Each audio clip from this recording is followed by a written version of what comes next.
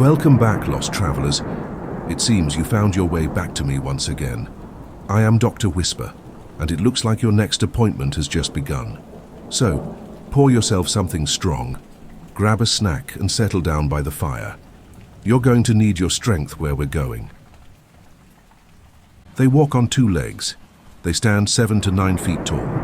They have the head of a wolf and the body of something that shouldn't exist. They're called Dogmen, and if you think they're just folklore, think again. Tonight, we're bringing you 4 real encounters with these creatures. 4 ordinary people who came face to face with something that defies explanation. These aren't campfire stories. These are documented accounts from credible witnesses who had nothing to gain and everything to lose by coming forward. Some saw these creatures in broad daylight. Others encountered them in the dead of night. But all of them share one thing in common. Their lives were changed forever. Location: Wexford County, Michigan. Date: November 2017.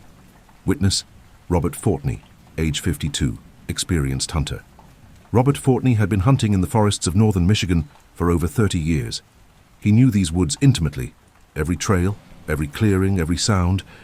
November 2017 started like any other deer season.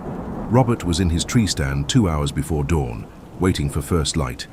I heard something moving below me around 5:30 a.m., Robert recalls. Heavy footsteps, but the pattern was all wrong. It sounded like something walking on 2 legs, not 4. At first, Robert assumed it was another hunter. But as the footsteps came closer, he realized something was off. The steps were too far apart, too heavy, and there was a smell, thick and putrid, like a wet dog that had rolled in something dead. Then it came into view. I saw it pass directly under my stand, Robert says, his voice still carrying the weight of disbelief. At first, all I could see was the top of its head and shoulders. It was covered in dark brown fur, matted and thick. I thought maybe it was a bear walking upright, but then it stepped into a clearing about 20 yards away. What Robert saw made him grip his rifle so hard his knuckles went white. The creature stood fully upright, approximately 7.5 feet tall. Its body was muscular and humanoid, with broad shoulders and long arms. But the head was unmistakably canine, wolf-like with a pronounced snout, pointed ears and a mouth that hung slightly open, revealing large yellowed teeth. It stopped in the clearing and turned its head side to side, like it was scenting the air, Robert continues. Then it looked up, directly at me. Its eyes caught the early morning light. They were amber-colored, almost glowing, and I swear to God, it knew I was there. Robert remained frozen in his tree stand. Every instinct told him not to move, not to make a sound. The creature stared at him for what felt like minutes, but was probably only 15 or 20 seconds. Then, without warning, it dropped to all fours and bolted into the forest with incredible speed. When it ran on all fours, it moved like a wolf or a dog, but the size... I've never seen anything move that fast at that size. It was gone in seconds. Robert climbed down from his stand immediately and walked back to his truck. He hasn't hunted those woods since. He filed a report with local authorities, describing it as an unidentified large animal. The report was filed and forgotten, but Robert hasn't forgotten. I know what I saw wasn't a bear, wasn't a wolf, wasn't anything that's supposed to exist, but it was real. It was right there in front of me. Location: rural Wisconsin, Highway 8. Date: March 2019. Witness: Jennifer Martinez, age 34. Nurse Jennifer Martinez was driving home from her night shift at a rural Wisconsin hospital. It was 2:47 a.m. on a moonless March night. The roads were empty, the forest on either side dark and silent. She'd made this drive hundreds of times without incident. I was about 15 minutes from home when I saw something in my headlights, Jennifer says. At first, I thought it was a deer standing in the road. I slowed down, expecting it to run, but it didn't move. As Jennifer's car approached, she realized this was no deer. The figure was standing upright on 2 legs in the middle of the road, facing her vehicle. Her headlights illuminated a creature that would haunt her nightmares for months to come. It was huge, had to be 8 feet tall, maybe taller, covered in grayish-brown fur. The arms hung down almost to its knees, and I could see its hands. They looked almost human, but with long fingers and claws. But the worst part was the head.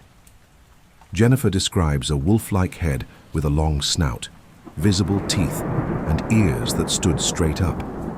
The creature's eyes reflected her headlights with an eerie green glow, like a dog's eyes at night, but larger and positioned higher on the skull. I stopped the car about 30 feet away from it. I didn't know what else to do. We just stared at each other. I could see its chest moving, it was breathing. This wasn't a costume, wasn't someone playing a prank. This was a living creature. After approximately 30 seconds, the creature did something that terrified Jennifer more than anything else. It took 3 deliberate steps toward her car. Slow, measured steps. Not aggressive, but purposeful, like it was investigating. Jennifer slammed the car into reverse and backed up about 50 feet. The creature stopped advancing but continued to watch her. Then it turned its head, looked toward the forest, and in 3 powerful strides disappeared into the tree line. The way it moved was wrong, Jennifer says. It was too fluid, too natural for something that size walking on 2 legs. Animals that big aren't supposed to be bipedal, but this thing was built for it.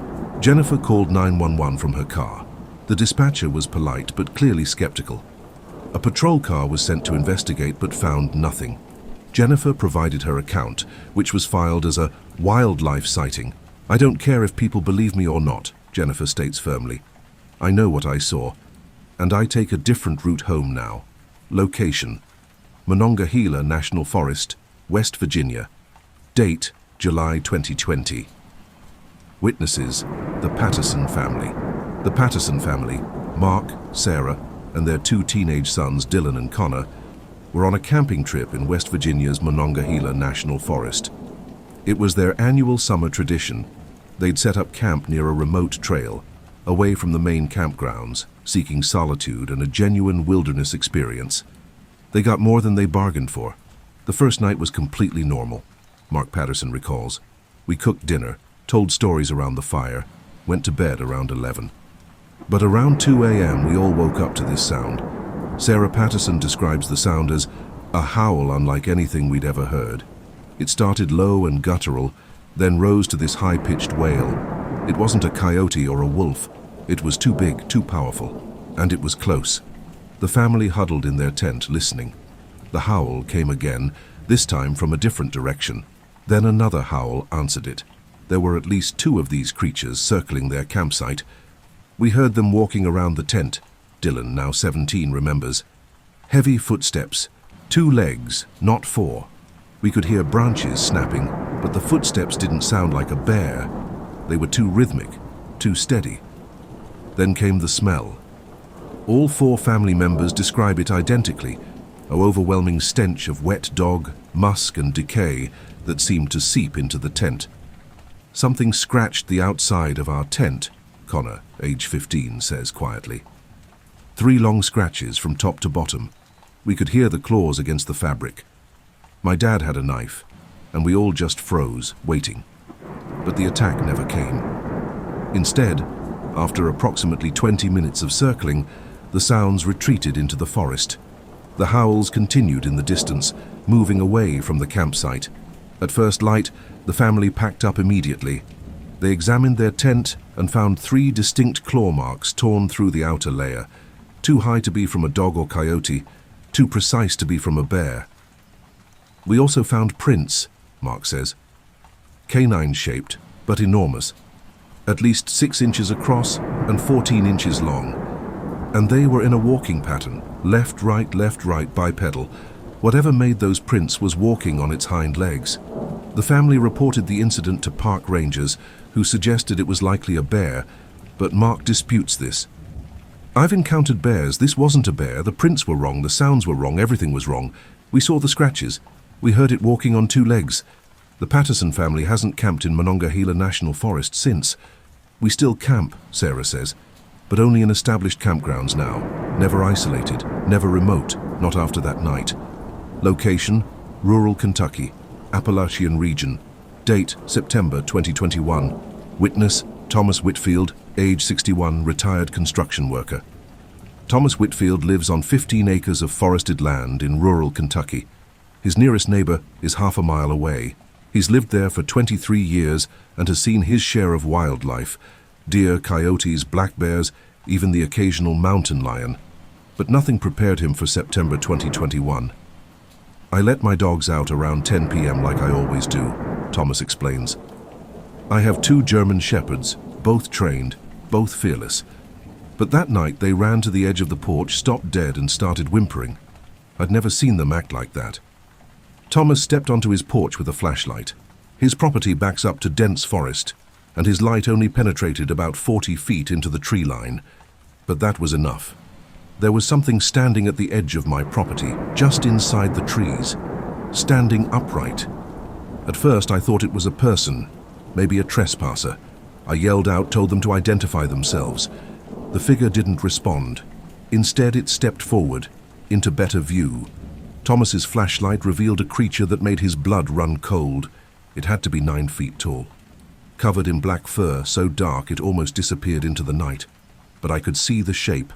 Massive shoulders, long arms, digitigrade legs like a dog's, but built to walk upright. And the head. God, the head. Thomas describes a wolf-like head with the elongated snout, triangular ears, and eyes that reflected his flashlight with a reddish glow. The creature's mouth was slightly open, and Thomas could see its teeth, large canines that caught the light.